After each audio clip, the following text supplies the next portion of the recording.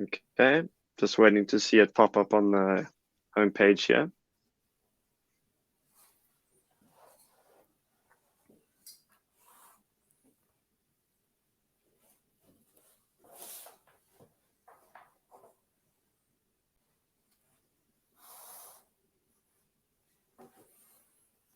I was getting some feedback from our first CyberSec chat, and someone mentioned to me we should try and cut out. Oh, there we go. All right, now we're live. That's perfect. Great. All right, guys, well, welcome to Everable's second CyberSec chat. 2 weeks ago, Everable covered confidentiality of the CIA triad. Today's topic is integrity. So we'll start off with a brief introduction. Me again, Ryan from Everable. I conduct B2B sales and outreach. And I think I'm not sure if that's left or right. We've got Dominik. Dominik, would you like to introduce yourself? Yeah, hi everyone. So my name is Dominik de Smit. I'm the CEO of Everable. All right. So the reason we're doing these CyberSec chats is just to raise awareness about cybersecurity and the importance of cybersecurity within an organization. So we're trying to break down this topic. It's a very broad industry. You know, cybersecurity is quite a deep topic to dive into. So we thought it would be a good idea just to break it down into bite-sized chunks, a bit more digestible and understandable. All right, so moving on to today's topic, integrity. Now, just as a term, integrity involves maintaining data's consistency, accuracy, and trustworthiness over its entire life cycle, right? So to maintain integrity, data must not be changed in transit, and steps must be taken to ensure that data cannot be altered by an unauthorized person or program. So maybe, Dominik, you can give an example of integrity being broken within within transit or something like that. Yeah. Well, I think one of the important things is that nowadays everything is becoming digital, right? There are almost nothing is going to not be digital. So integrity is playing a huge role already, right? And it's even going to be bigger and bigger. And I mean, there are so many things that I could bring up, but one of the things that always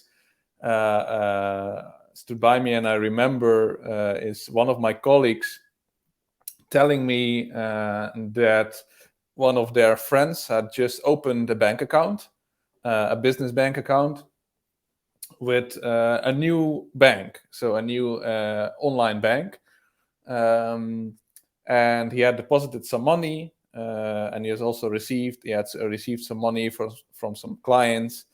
And then one morning he woke up. When he woke up, he looked at his phone. He went into the app, into the online bank, and looked at his bank account, and the number was 0. And there was no outgoing or ingoing transaction. It just showed 0.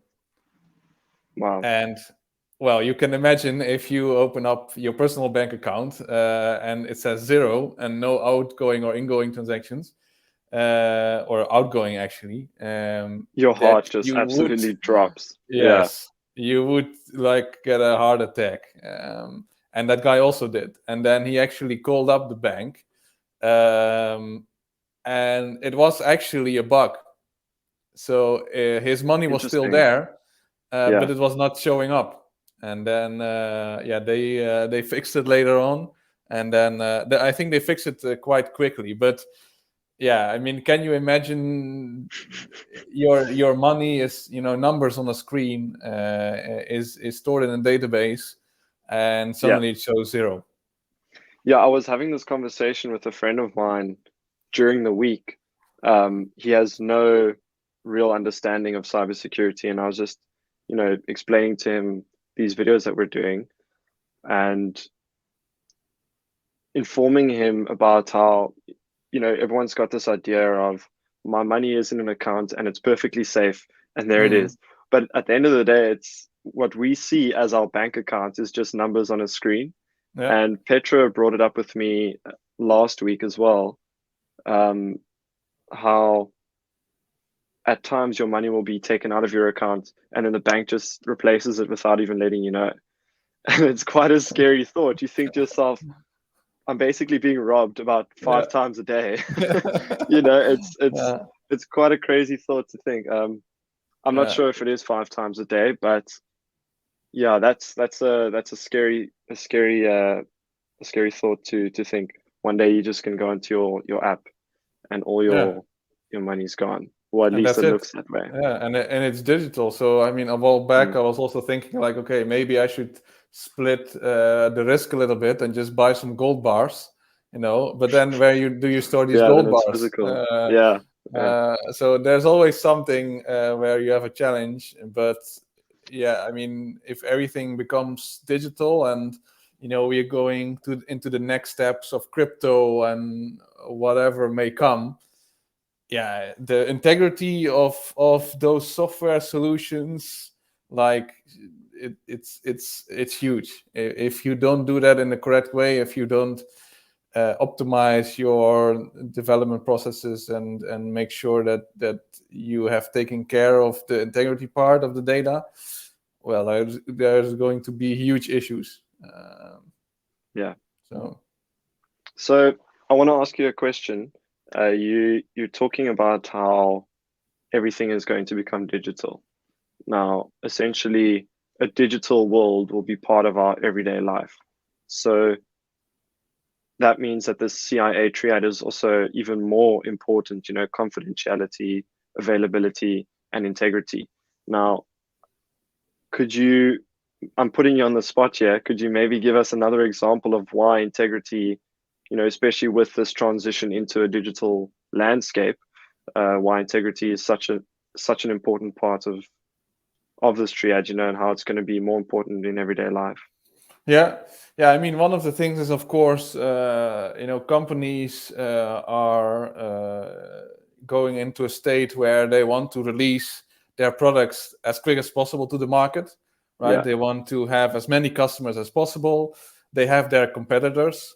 So if you can produce a secure product with more features more quicker than your competitors, yeah, you might be ahead of the game. So as you see, all the companies, are improving their processes to put in as much automation as possible, right? Because that's the only way as a big company or, as an upcoming company, you can scale, right? Because people don't scale, but a fully automated process scales.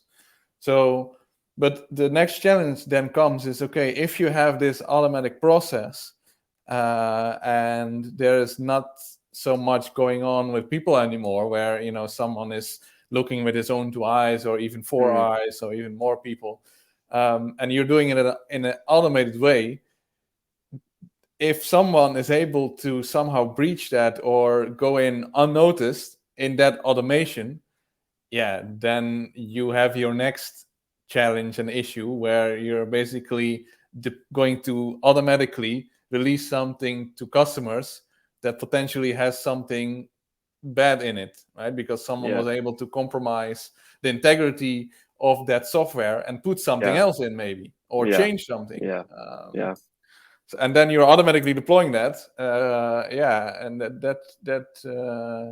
that already happened a few times within the industry, where this let's say software development process or the DevOps process had been compromised, and then updates were pushed out or other stuff was pushed out automatically with bad stuff in it. That's a nightmare for an organization. It also just refers back to, it makes me think immediately of the reputation of an organization, and how quickly we are. The thing is that our market is so demanding. We want new, better, faster, everything, regularly. and we've become accustomed to having the best of the best. So how that relates to reputation is when the integrity or the confidentiality or the availability of your data or services is lost or broken, then that reputation goes straight out the window, you know, and it's very hard to build that reputation back up. For instance, you were talking about the bank and how there was a colleague of yours saw 0 on his app. Now, even though that's a minor bug and his money was still there, it still creates that feeling of uncertainty that you're not secure in this environment. You still start to feel very vulnerable, you know, and I think in another way that you say how everything is moving into a digital landscape, it's important to make customers feel as secure as possible. You know, otherwise they're not gonna want your product or your service. Yeah, and I mean, you can imagine if something like that happens to you, like okay, it was a bug, your money is still there, but if this happens, you know, then what else can happen? Yeah. So that would be my first thought. Like, okay, this happened. What else can go wrong with this company? Yeah, exactly. So I've got a funny example here of a breach in integrity. Now, I thought this was quite relatable. I don't know if you ever played that. It was a childhood game where it's called Broken Telephone. So you sit in a big circle and you say you have a word, giraffe, and then you lean over and I whisper in someone's ear, giraffe, and it goes all the way around the circle. And then the last person stands up and says, laugh. That is, you know, a prime example just to for people that aren't really catching on to what we're trying to explain here, is that's a primary example of a breach in integrity. The data has been changed throughout its transit, you know, and it comes out as something different. Now, the moment in that link where the word was altered, that would be the breach. Am I right in saying that? Yeah, I mean, if you know you're trying to send data and you think you're sending one thing and at the other side it comes out differently, and the thing that pops also directly into my head is of course all of our messages, right? Whether that be on WhatsApp, on Signal, Slack, our emails. You know, I send you something and somehow it gets altered, without me knowing it. And of course, you are not going to expect with every message did Dominik write that message.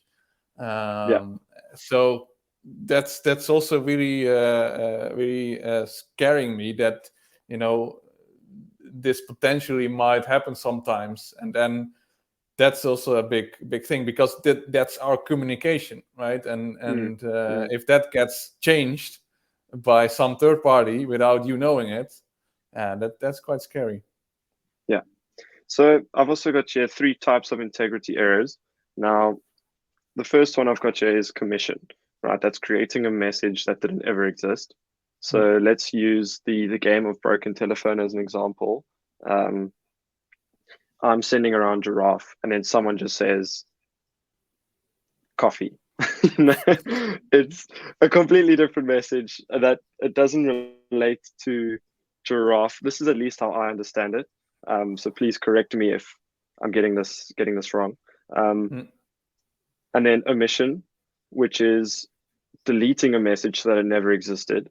I can't really think of a way that this would relate to Broken Telephone, but it kind of speaks for itself. I'm sending you an important document, something that you've requested, let's say, and then that message gets deleted. That would be an example of omission. And then manipulation is changing existing messages. So that's a prime example of Broken Telephone, you know, how the message gets slightly manipulated throughout its transits, and then eventually you end up with something completely different. And I think the reason why this is so important is because sometimes one small piece of information or data can make the entirety of your data completely useless. But can you imagine the criticality from some of this communication. For example, I would say during a war, or for Yes. defense, or for the army. Yeah. Instead a missile that was supposed to go there is going completely somewhere else. I mean, That's a great example. That is a really, really good example. I like that. Yeah. So usually commission and omission, the examples I was giving earlier, are quite significant and easy to spot. However, manipulation, I think, can be quite tricky. I'm not exactly sure. Are there any sure ways of identifying manipulation? Yeah, I mean, of course, that's why we have certain things in place, like where we sign data, right? Yeah. So we sign the data with a key, and then when it comes out at the end, we check it again if it's still the same as we signed, right? So Yes. there are different methods in the security world, in the IT world, where we can by different means, put like a signature or something to say, okay, this is what we were supposed to send out, and then when it comes out at the end, we check it, if it in some way has been altered. But so that's definitely there. And then one thing that I was thinking just about, imagine that someone would take 1 cent from your bank account like every 2 weeks. Would you notice it? I don't think I would. No. Yeah. And if you do that with 20 million customers, you're giving people ideas here. But I think it would be quite difficult to accomplish that. At least that's what I like to think. But yeah, I wouldn't notice that. I genuinely wouldn't. Yeah, that's scary. No. So we've got some common threats on integrity here. We've got human error. Now that's just your typical miscommunication, I guess. And then some of the more serious ones like malware, hacking, viruses, and system failures. Now these are all quite devastating threats. Yeah. So I think we've got another 3 or so minutes. I think we should just kind of nicely tie this session up with a nice little neat bow and send it off. So just to round off again, integrity, as a term, involves maintaining data's consistency. So a nice way to think about it is that game of broken telephone. The message has got to stay consistent within your. Would pipeline be the right word?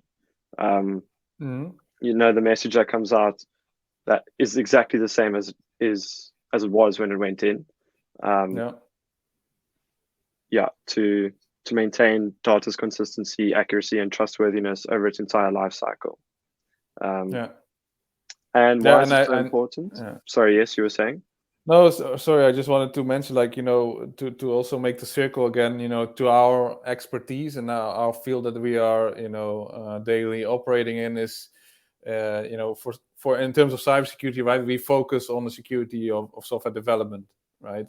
And like I was mentioning before, if you automate what should be the way to go, it's so important that you think about what measures are in place, that a third party cannot somehow inject something and compromise that integrity. So that's very important. I mean, yesterday we got the message from LastPass that they were breached by a third party through a developer account, I believe.